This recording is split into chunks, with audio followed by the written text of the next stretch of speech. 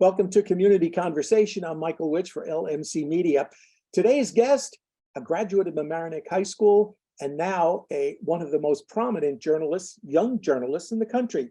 He's James Levinson, graduated from Mamaroneck High School, attended George Washington University, and now has been awarded a Paul Miller Fellowship, the class of 2023.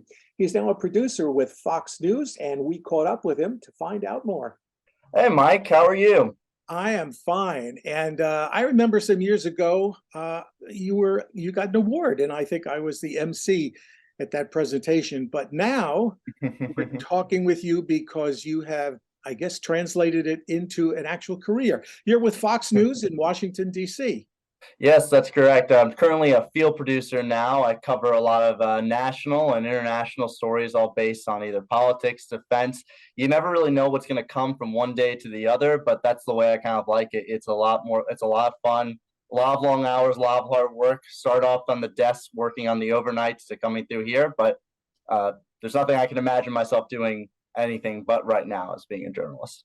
Was that the plan you had way back when you were active with LMC? I was always just interested in exploring. I didn't really know seriously if I wanted to take this forward until I started really working at LMC and doing a little bit more. I worked a little bit in high school. I tried out and was sort of doing the behind the scenes, but it was sort of an hour every day. And you're a senior in high school, so there's a lot on your mind that you usually don't have focus for thinking about what do I want to do after college at that point. But you just kept doing. I was very fortunate enough to go to GW and find a couple of good opportunities. Some people seemed to like some of the stuff that I was working on or writing, and ended up working in a couple internships all around and for some of the bureaus at NBC News, CNN, and ABC, and started off at Fox and have been ever since, starting from the desk to working my way up to being a field producer. Great. What's the most glamorous part about being a field producer, if there is a glamorous part? I think you just get that opportunity to go out and really be in front of the story. I think so. There's always two paths when you decide to go into TV. You're either working more in the field directly covering the story, or you're working in the control room. And I've always found that working in the control room, you cover the story. It's a really important key part, but you're not out there being able to tell and talk to the people directly. And that's something that I really enjoy. I really thrive off talking to other people and bringing forward their stories. Sometimes you may be the only person covering that story, and you're the only person giving credence to what these people want to talk about. So I always enjoy it, and I've gotten a chance to do fantastic stories over here at Fox. Like what? Tell me about one story that you've really enjoyed.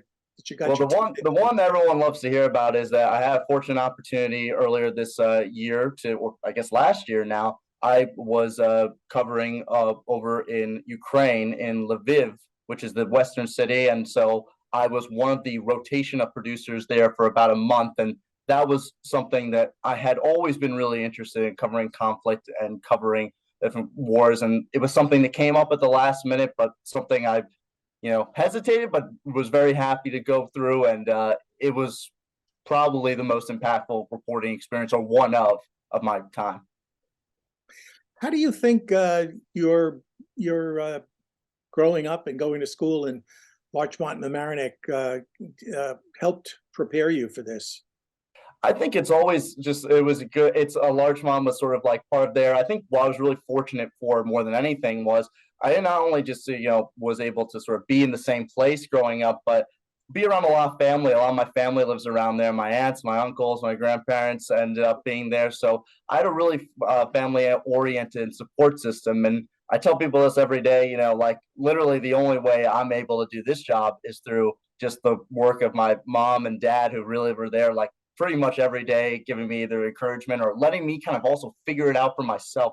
What did I want to do? What did I want to be? And really gave out there. So I literally owe it all to them and my older brother and my younger sister for always kind of just being sounding boards and really intelligent people that always sort of gave that support. So I credit that to being as success as in TV news. It's all depending on a team. So anything that you do individually is also based upon what everybody else does and all the work that we do. And part of the reason I've gotten some of the recent honors is because of that, because of the work that we all do as a team. Well, now that you've reached the ripe old age of what? How old are you now? You can guess on that. I will let you guess first and then try to figure it out. Well, what advice do you have for kids these days? Kids who are So still in high school, let's say. yeah, so I'm 25 for all those, so I am a bit older, but I don't look it, as people will say. But I would say for people, who are sort of starting out, is industry changes a lot. It's everything that you want to be, but you really have to decide, it can be very scary and intimidating starting to interview, going through the whole process of just learning like all the technical skills of cameras, sound bites, VOs, how to create, how to write. But the only person that can decide that is you. So you have to sort of just ask yourself, is this something I want? Is this something I want to continue? Do I like all doing the hard work? But it's all about being that go-getter and just reaching out to people, asking questions. You get a ton of no's. I've gotten a ton of no's in the past and a ton of like denials, but at the end of the day, you only need just a few yeses. So you work through those no's and you work through it, and that's part of the rewarding part and part of the rewarding experience as well.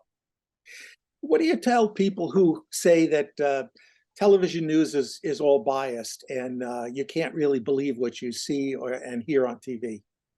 Like as I tell people, I'm the person on the ground trying to relate through the stories. And it's always actually more of a challenge when you're down there because a lot of people tend to have that when they're talking to you. So, when we show everything on TV, it's typically very short. You get those, 2 or 3 minutes or so. But it's also about those long conversations you have with people who have been there and talking through the story that you're working on with them. And it's always the part you don't get to show, but it's the part I really enjoy of just making sure they understand, here's what I want to talk about, here's where we're going, and here's what we're trying to figure out. So part of the way I do that is I just get down there and report. And it's the same thing of sometimes, like I said before, you're sometimes the only person reporting on that story. And you take it, and I take it with like a real seriousness. When we're in Lviv and there's something in Ukraine and there's something going on and you're down there, you're telling these people stories and you're realizing it's the only way that sometimes they'll be able to get their message to a certain group of audience that never sees it. So in terms of the actual, like bias part, I just always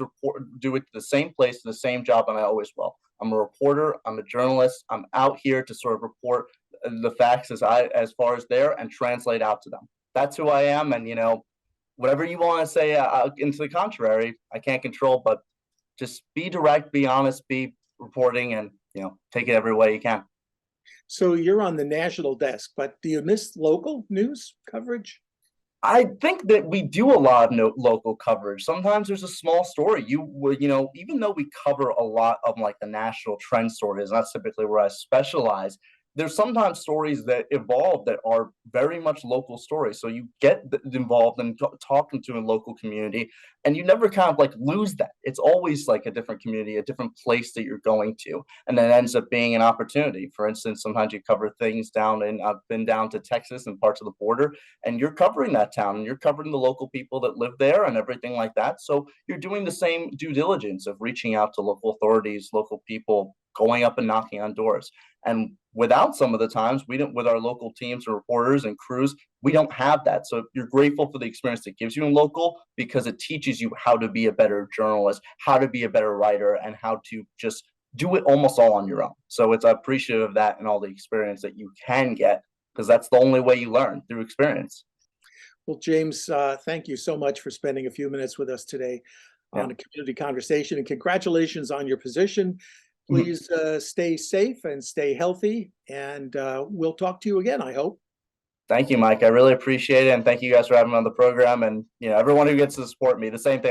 I wouldn't be remiss to, if actually say, for a lot of the people that helped me like kind of get to this point too, some of my reporters and cameraman, Griff Jenkins, Matt Finn, and Tom Whitaker and Jason Scanlon, who helped me get the recent award. So just always want to say, like, part of that is that nothing gets done alone. It's all part of a team. And I hope that's sort of the message, that your success is everyone's success. It's not just you. So just always wanted to make sure that those people, I talked about my parents enough. So